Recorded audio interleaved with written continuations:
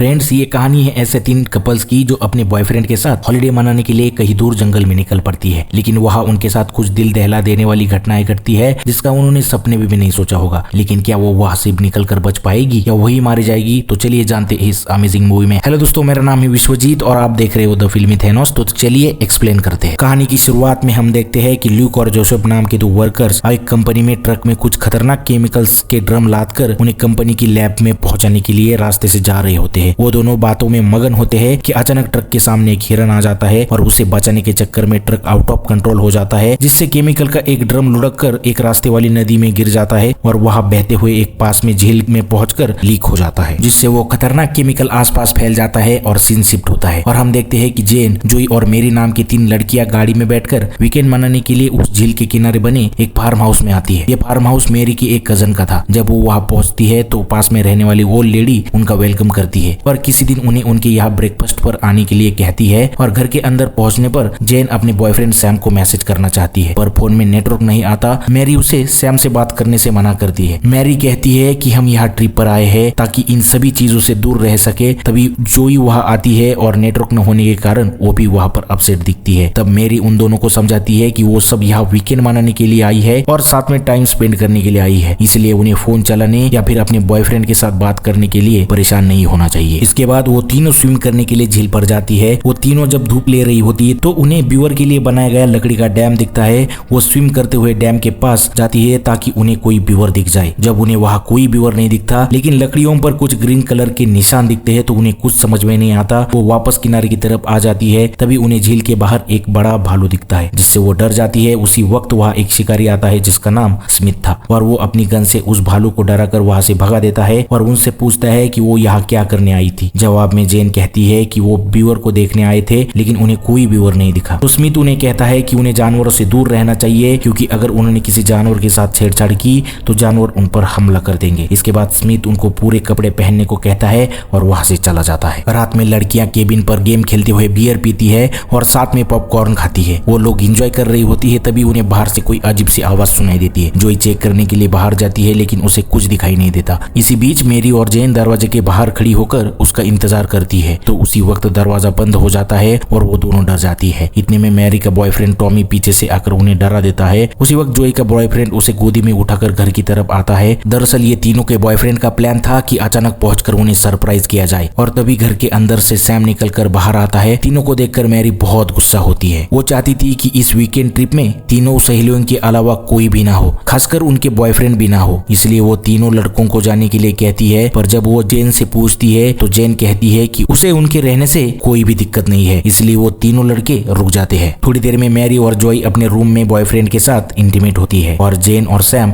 Living room में बैठे रहते हैं। दरअसल जेन को शक था कि सैम की कोई दूसरी गर्लफ्रेंड है, इसलिए वो सैम से नाराज थी। वो अपने मोबाइल से सैम को एक फोटो दिखाती है जिसमें सैम एक लड़की को किस कर रहा था। सैम उस फोटो को देखकर कहता है कि उसने बहुत नशे की हालत में उस लड़की को किस किया था, वरना वो उसे जानता तक नहीं है। लेकिन जेन उसकी बातों पर यकीन नहीं करती और वो उसे 2 थप्पड़ लगाती है। सैम उसे मनाने के लिए उसे किस करता है और कहता है कि वो सिर्फ उसी से प्यार करता है। वो नहीं मानती और उसे पेट में लात मारकर रूम में चली जाती है। वो थोड़ी देर बाद नहाने के लिए बाथरूम में जाती है लेकिन उसे बाथटब में कुछ अजीब सी आवाज सुनाई देती है जिससे वो बग का कोई मजाक समझकर इग्नोर कर देती है। लेकिन वो जैसे ही बाथटब में जाने के लिए पर्दा हटाती है तो उसे बाथटब में एक व्यूअर बैठा दिखाई देता है जो उस पर अटैक करने वाला था। वो डरकर बाथरूम से निकल जाती है और लिविंग रूम में रोते रोते सैम को बताने की कोशिश करती है और शोर सुनकर बाकी लोग भी कमरे में आ जाते हैं। वो सबको बताती है कि उसने बाथरूम में एक व्यूअर देखा है। तो सब लोग उसका मजाक उड़ाने लगते हैं। तभी वो नाराज होकर सबको बाथरूम में जाकर देखने को कहती है। सारे फ्रेंड्स बाथरूम में जाते हैं। सैम सबसे आगे था। उसके हाथ में बैट होने के बावजूद वो नर्वस लग रहा था। तो टॉमी उसके हाथ से बैट ले लेता है और उसे व्यूअर दिखाई नहीं देता। बग मजाक उड़ाने लगता है। तभी अचानक व्यूअर निकलता है जिससे वो गिड़गिड़ा कर नीचे गिरता है। टॉमी बैट से उस व्यूअर को मार डालता है, फिर उसे एक प्लास्टिक बैग में भरकर घर के बाहर फेंक देता है। फिर सब लोग लिविंग रूम में बैठकर व्यूअर के बारे में बातें करते हैं कि वो घर के अंदर आखिर आया कैसे। सबकी राय थी कि वो एक नॉर्मल व्यूअर था जो खाने की तलाश में आया था, जबकि मैरी और जेन का मानना था कि वो नॉर्मल व्यूअर नहीं था क्योंकि उसने जेन पर हमला करने की कोशिश की थी। जेन इस घटना से काफी डर जाती है। वो सबसे वापस चलने के लिए कहती है लेकिन सब कहते हैं कि आज ज्यादा हो गई है, फिलहाल हमें सो जाना चाहिए। इसके बाद वो सोने चले जाते हैं। अगले दिन सुबह हंटर स्मिथ भालू को पकड़ने के लिए जाल भेजाता है। तभी उसे किसी जानवर को मारने की आवाज सुनाई देती है। वो इधर उधर देखता है पर उसे कुछ दिखाई नहीं देता। फिर वो फिर से अपने काम में लग जाता है। इधर सारे फ्रेंड स्विमिंग करने के लिए निकलते हैं और उस बीवर को बैग में ना देखकर चौंक जाते हैं। टॉमी कहता है कि शायद उसे कोई जानवर उठा ले गया हो। जेन थोड़ा अपसेट होती है पर सैम के कहने पर नॉर्मल हो जाती है। जोई और बक स्विमिंग करने के लिए बहुत एक्साइटेड होते हैं। सब लोग इकट्ठे झील पर जाते हैं। टॉमी, जोई और बक पानी में उतरकर स्विम करने लगते हैं। वो जेन को भी बुलाते हैं। उसे लगता है कि पानी में बीवर होगा, इसलिए वो उनको मना कर देती है। उधर सैम मैरी से पूछता है कि जेन को उसकी दूसरी गर्लफ्रेंड के बारे में कैसे पता। मैरी कहती है कि अगर वो जेन को सैम की सच्चाई बता देगी तो उससे नफरत करने लगेगी, इसलिए वो उसे कुछ नहीं बताती। सैम मैरी से फ्लर्ट करने लगता है और टॉमी ये देख लेता है, पर वो उसे कुछ नहीं कहता। फिर वो जेन को स्विम करने के लिए बुलाता है। जेन झील में उतरने वाली होती है कि तभी झील के अंदर बक के पैर पर बीवर काट लेता है और टॉमी को भी हल्की सी खरोच लगती है। सब लोग डर कर किनारे की तरफ आते हैं। इतने में बीवर बक के कंधे में काट लेता है। टॉमी अपने दोस्त को बचाने के लिए उस बीवर को पकड़कर दूर फेंक देता है। मैरी हैरान हो जाती है क्योंकि बीवर किसी इंसान पर अटैक कर ही नहीं सकते। उनके पास सोचने का टाइम ही नहीं था। इतने में बक का काफी खून बह चुका था। टॉमी बक का खून रोकने के लिए उसके जख्म पर जोई के डॉग का सुसु लगाकर पट्टी बांध देता है। इसी बीच जेन दौड़कर केबिन में आ जाती है ताकि फोन लगाकर किसी को बुला सके, पर वो देखती है कि बीवर ने लैंडलाइन कनेक्शन भी काट डाला था। तभी वो बीवर जिसे टॉमी ने पिछली रात बैट से मारा था, वो जेन के पैर पर काटने की कोशिश करता है, पर जेन उसे जल्दी से उठाकर बाहर फेंक देती है और एक चाकू उठाकर एक टेबल पर चढ़ जाती है। उधर झील के किनारे ढेर सारे बीवर्स उनको घेर लेते हैं। बचने का कोई रास्ता न देखकर सैम जोई के डॉग को पानी में फेंक देता है और सारे बीवर्स उस डॉग के पीछे पड़ जाते हैं और सारे फ्रेंड्स तैरकर झील के बाहर निकल आते हैं। जॉय अपने डॉगी को बीवर्स का शिकार होता देखकर रोने लगती है और इधर किचन में बीवर्स के अटैक से बचते हुए जेन उस पर चाकू से वार कर देती है और उसको मारकर अपने दोस्तों को अंदर आने के लिए दरवाजा खोल देती है। सब लोग इस बात से परेशान होते हैं कि आखिर टॉमी के हाथों जो मरा हुआ बीवर था वो आखिर जिंदा कैसे हुआ, और जेन कहती है कि असल में वो बीवर ठीक से मरा ही नहीं होगा। इस बात पर सैम किचन से चाकू लाकर बीवर का गला काट देता है। इसी बीच टॉमी फोन के कनेक्शन चेक करता है, पर उसे खराब देखकर वो बहुत निराश हो जाता है। जोई सैम पर बहुत गुस्सा होती है कि उसके डॉग को मरने के लिए बीवर के हवाले कर दिया। वो उसे हाथ से मारने लगती है। मैरी उसे शांत करने की कोशिश करती है। जोई उस पर भड़क जाती है और कहती है कि सैम मैरी के साथ मिलकर जेन को धोखा दे रहा है। यहाँ इस बात का खुलासा होता है कि टॉमी और जेन के अलावा सभी ये बातें जानते हैं, लेकिन जेन ये सुनने के बाद कहती है कि उनके सामने इससे भी बड़ा इशू है, उस पर ध्यान देने की ज्यादा जरूरत है। इसी बीच टेबल पर पड़ा हुआ बीवर हिलने लगता है तो सैम उसका सर काटकर उसे बाहर फेंक देता है। इसके बाद बक की हालत खराब होने लगती है। उसके लिए रात गुजरना भी मुश्किल होता है। जेन कहती है कि उन्हें पड़ोसी के घर जाकर उनका फोन इस्तेमाल करना चाहिए, पर सैम को यह आइडिया सही नहीं लगता है। कोई दूसरा रास्ता नहीं सूझता तो टॉमी बक को अपने कार में हॉस्पिटल ले जाना चाहता है। वो सैम को वहीं रुककर लड़कियों का ध्यान रखने को कहता है। जोई बक के जख्मी पैरों को देखकर उनके साथ जाना चाहती है। मैरी उन्हें रोकने की कोशिश करती है, पर टॉमी उससे चाबी लेकर बक और जोई के साथ बाहर आकर गाड़ी में बैठ जाता है। पर उनके जाते ही सैम जेन और मैरी के साथ मिलकर घर की सारी खिड़की और दरवाजों को सील कर देता है क्योंकि कोई भी और घर के अंदर ना जा सके। उधर पड़ोस में रहने वाली मिसेस ग्रेगर इतनी रात में टायर की आवाज सुनकर फिक्रमंद हो जाती है और वो अपने पति से कहती है कि उन्हें जाकर देखना चाहिए कि सब कुछ ठीक है या नहीं, पर उनके पति ये कहकर मना कर देते हैं कि वो लोग एंजॉय कर रहे हैं और ऐसे में उन्हें डिस्टर्ब करना ठीक नहीं, और वही सोफे पर बैठे हुए बीवर को अपना डॉग समझकर सहलाने लगते हैं। उधर टॉमी कार ड्राइव कर रहा था तो उसे अचानक कुछ रास्ते में पेड़ गिरे हुए दिखाई देते हैं और वो परेशान हो जाता है। उसे लगता है कि ये सभी उस बीवर्स की वजह से हो रहा है। तभी उसकी नजर पास पड़े एक ट्रक पर पड़ती है। वो जल्दी से उस ट्रक में जाकर देखता है तो उसे वहाँ पर कुछ कुल्हाड़ी और गन्स मिलते हैं। वो कुल्हाड़ी जोई को देखकर केबिन में वापस जाने को कहता है और कहीं से पैदल चलकर किसी से मदद मांगने का प्लान बनाता है। तभी एक पेड़ जिसे बीवर्स ने काटकर खोखला कर दिया था वो टॉमी पर गिरता है और वो तुरंत मर जाता है। जोई अपने दोस्त को मरा हुआ देखकर रोने लगती है और अचानक एक बीवर उस पर अटैक करने वाला होता है, पर तभी स्मिथ वहाँ पहुँचता है और अपनी गन से बीवर को शूट कर देता है। फिर जोई और बक को उठाकर अपनी ट्रक में अपने घर केबिन तक ले जाता है। इधर सैम, जेन और मैरी केबिन को बंद करने में बिजी होते हैं, बल्कि बीवर्स अंदर घुसने की जी तोड़ कोशिश कर रहे होते हैं। जैसे स्मिथ जोई और बक के साथ आता है तो सारे बीवर्स भाग जाते हैं। सैम और लड़कियों ने आने के सारे रास्ते ब्लॉक कर दिए थे, इसलिए अब उन्हें अपने दोस्तों के लिए फिर से खोलने में दिक्कत हो रही थी। इसी बीच सारे बीवर्स वापस आ गए। मजबूरन जोई और बक को स्मिथ के साथ अपने पड़ोसी ग्रेगरसन के यहाँ जाना पड़ता है, पर वहाँ पहुंचकर उन्हें पता चलता है कि मिस्टर ग्रेगरसन मर चुके हैं और बीवर्स ने उनकी फोन लाइन को भी काट दिया है। इधर मैरी बीवर्स के बारे में एक बुक पढ़ रही होती है, तब सैम उसे ज़ॉम्बीवर्स के बारे में पढ़ने को कहता है, पर फिर से सैम के बेवफाई का जिक्र होने लगता है तो मैरी जेन से माफी मांगती है। सैम कहता है कि फिलहाल हमें रिलेशनशिप के बजाय अपनी जान बचाने के बारे में सोचना चाहिए। इधर स्मिथ को छत पर मिस ग्रेगरसन की बॉडी मिलती है और जॉय से कहता है कि फिलहाल वो लोग सेफ है, पर बक को हॉस्पिटल ले जाना नामुमकिन है, पर वो कहता है कि वो उसका असरदार घरेलू उपाय कर सकता है। इसी बीच केबिन में जेन अचानक बीवर्स की तरह ज़ॉम्बी में बदल जाती है और मेरी पर अटैक कर देती है। मेरी डर के मारे चीखती हुई उसको ढकेलकर खुद को बचाती है। जेन के मुंह से से कुछ थूक मेरी के मुंह में चला जाता है। वो बेड से निकलकर साइड में खड़ी हो जाती है। तभी सैम आकर उसे बैट से मारता है। उधर स्मिथ बग का इलाज शुरू कर देता है, पर बाहर से आने वाली आवाज से उसका माइंड डाइवर्ट हो जाता है और वो देखने के लिए खिड़की की तरफ जाता है। तभी बग ज़ॉम्बी बन जाता है और पीछे से स्मिथ पर अटैक कर देता है। स्मिथ को बचाने के लिए जोई निशाना लगाती है और गलती से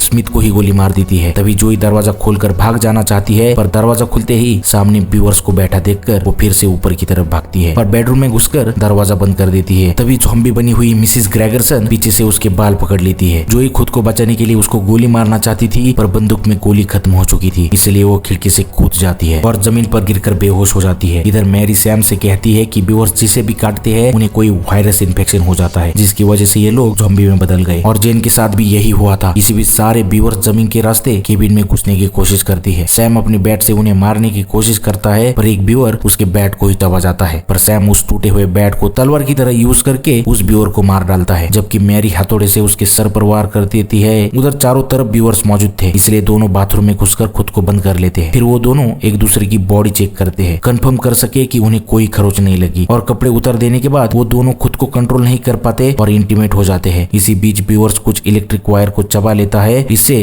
पूरे केबिन में आग लग जाती है। तभी जेन बाथरूम के अंदर घुसकर सैम के प्राइवेट पार्ट को काट लेती है। ये देखकर मैरी तुरंत वहां से भागती है। जैसे वो केबिन से बाहर निकलती है तो उसे सामने एक ट्रक दिखाई देता है, जिसे जोई चला रही थी। जोई मैरी को ट्रक में बिठाकर तेजी से चलाती है। तभी ज़ॉम्बी बना स्मिथ वहां पहुंच जाता है और अपने ही ट्रक पर गोलियां चलाने लगता है, जिससे ट्रक एक पेड़ से टकरा जाता है। दोनों लड़कियां देखते हैं कि बहुत सारे लोग और जानवर ज़ॉम्बी बन चुके हैं और उन्हीं की तरफ आ रहे हैं। जोई इन सब की परवाह किए बिना ट्रक चलाती रहे। तभी ट्रक के ऊपर से ज़ॉम्बी बनी जेन लटकती हुई दिखाई देती है, पर जोई उसे कुचलते हुए आगे बढ़ जाती है, पर वो दोनों टॉमी की बॉडी देखकर उतर जाती है और थोड़ी दूर जाकर पैदल चलती है। तभी अचानक मेरी जॉय के ऊपर गन का निशाना लगाते हुए कहती है कि जॉय को भी बीवर ने काटा होगा, इसलिए वो ज़ॉम्बी बन सकती है। पर तभी वो खुद ही ज़ॉम्बी में बदल जाती है। पर तभी जॉय उसे कुल्हाड़ी से मार डालती है। इतने में वही ट्रक जिसने मूवी की शुरुआत में केमिकल का ड्रम नदी से गिरा था, वही ट्रक जॉय को कुचलता हुआ वहां से निकल जाता है। इसके बाद हम देखते हैं कि एक मधुमक्खी एक ज़ॉम्बी के लाश पर बैठती है और अपने छत्ते में वापस जाती है। इसके बाद वो भी ज़ॉम्बी में बदल जाती है। अगर आपको ये मूवी थोड़ी सी भी पसंद आई हो तो प्लीज लाइक कर देना, चैनल पे नए हो सब्सक्राइब कर देना, और भाई थोड़ा सा सपोर्ट भी कर देना, क्योंकि नया चैनल है और ग्रो भी जल्दी करना है। तो भाई अपन मिलते हैं ऐसे किसी नेक्स्ट वीडियो में, तब तक के लिए थैंक्स फॉर वॉचिंग।